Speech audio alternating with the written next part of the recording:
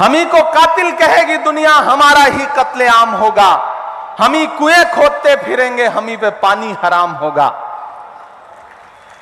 ये जो साजिशें हैं इन्हें समझने की जरूरत है और डरने की जरूरत नहीं है, और आप डरने वाले लोग भी नहीं हैं। मैं तो अलग ऐलान देश की पार्लियामेंट में खड़ा होकर के आपके हवाले से बोल के आया हूं और पूरे मुल्क में जाके ये कह रहा हूं कि नहीं, ऐसा नहीं होगा, कभी ऐसा नहीं होगा, कभी ईमान का कुरान का सौदा नहीं होगा। नहीं, ऐसा नहीं होगा, कभी ऐसा नहीं होगा, कभी ईमान का कुरान का सौदा नहीं होगा। हमें तुम कत्ल कर दो शौक से मंजूर है, लेकिन शरीयत के किसी मुद्दे पे समझौता नहीं होगा, नहीं होगा। लेकिन एक बात मैं यहां खड़ा होकर कहना चाहता हूं, मुस्लिम पर्सनल लॉ बोर्ड के तमाम जिम्मेदारान बैठे हैं, हमारे तमाम सियासी साथी बैठे हैं, कि हुकूमतों ने आपको परेशान करने के लिए, आपको पामाल करने के लिए अपने तरीके बदल दिए हैं, अपने हथियार बदल दिए हैं, तो आपको भी लड़ाई के तरीके बदलने पड़ेंगे। आपको अपनी लड़ाई के तरीके बदलने पड़ेंगे, आपको अपनी भाषा बदलनी पड़ेगी। मैं बहुत जिम्मेदारी से यह बात कह रहा हूं, और यह बात इसलिए कह रहा हूं कि मैं रांची में खड़ा हूं। यह वह सरजमीन है जहां तकरीबन 3.5 साल मौलाना अबुल कलाम आजाद ने नजरबंद रह करके गुजारा है। इन आबो हवाओं में, इन फजाओं में मौलाना आजाद की खुशबू है, यहां उनके एहसास हैं। मैं इसलिए यहां खड़ा होकर के यह बात कह रहा हूं। मैंने जब देश की पार्लियामेंट में अपनी तकरीर शुरू की थी, तो उस समय भी मौलाना आजाद से शुरू की थी।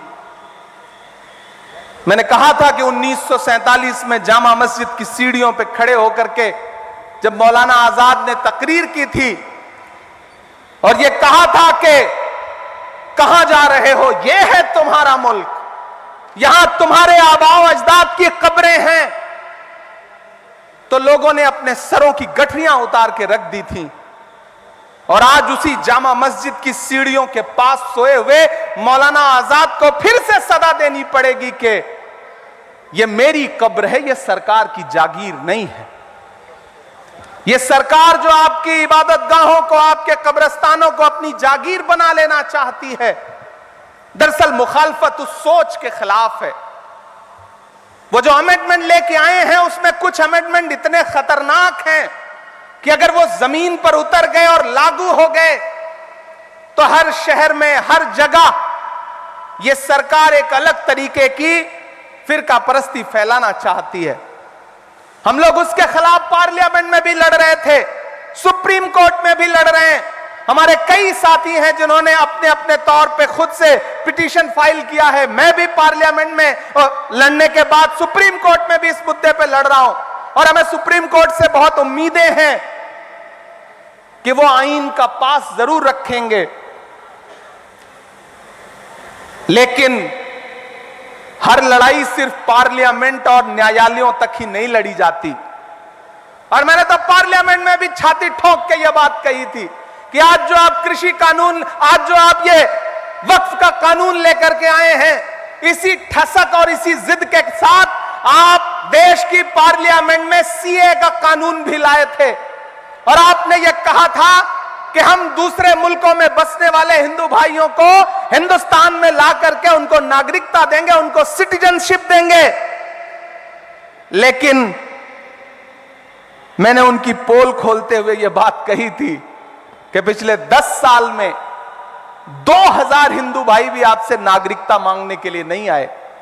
इसके उलट 15 लाख हिंदुस्तानियों ने पिछले 10 साल में हिंदुस्तान की सिटीजनशिप छोड़ दी, दूसरे मुल्कों में जाकर के बस गए।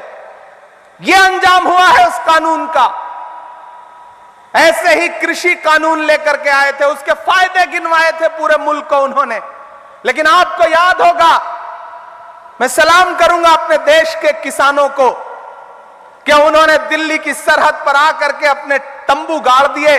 700 किसान शहीद हो गए और एक दिन मजबूर होकर के देश के प्रधानमंत्री को अपने रूंधे गले के साथ देश से कहना पड़ा कि हम कृषि कानून वापस ले रहे हैं। यह अंजाम हुआ उस कानून का।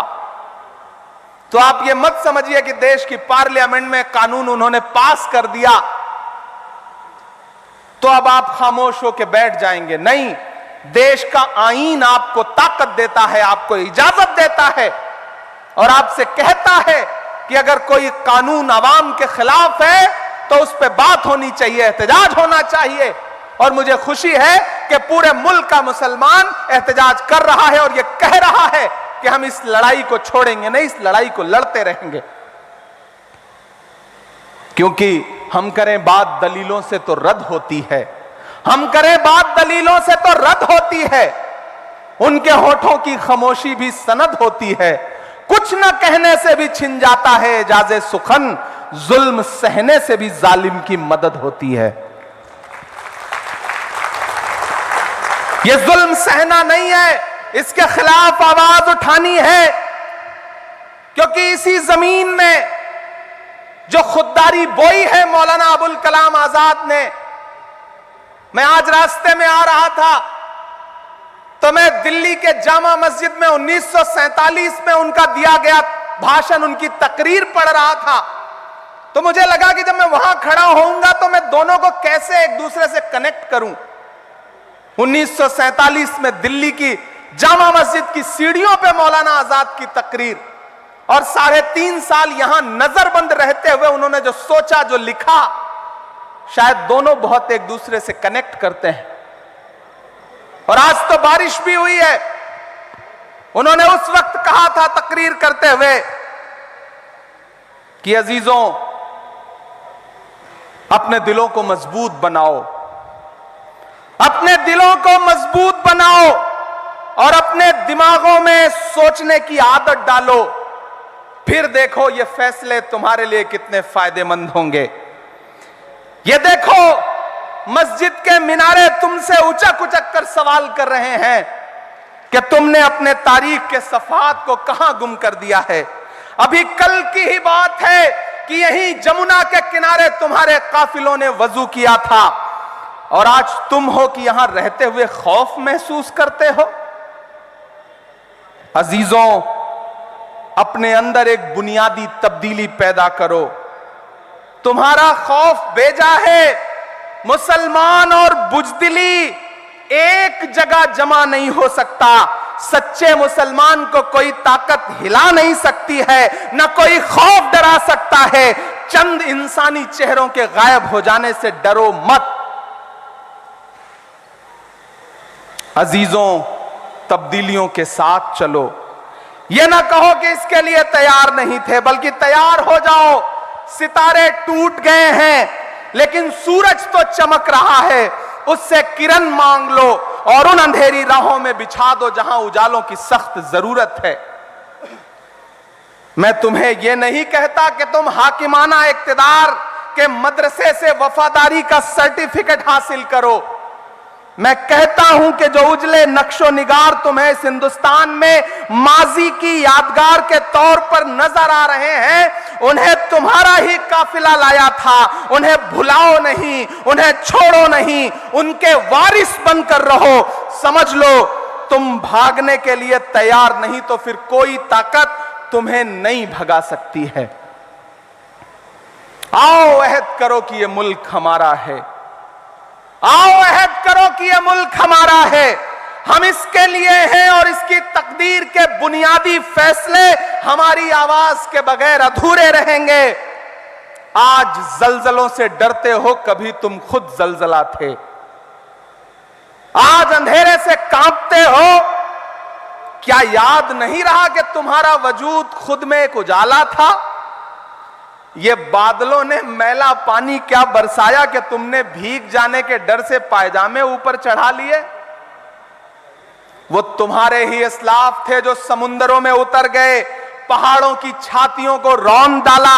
आंधियां आई तो उनसे कह दिया कि तुम्हारा रास्ता ये नहीं है।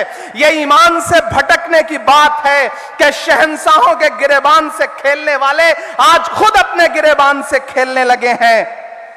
अजीजों, मेरे पास कोई नया नुस्खा नहीं है, वही 1400 बरस पुराना नुस्खा है, वो नुस्खा जिसको कायनात का मोहसिन लेके आया था। ये वो तकरीर है जो 1947 में जामा मस्जिद की सीढ़ियों पे खड़े होकर मौलाना आजाद ने दी थी। मैं रांची में खड़ा था तो मुझे लगा कि इसे दोहराना जरूरी है। आप डरिए मत।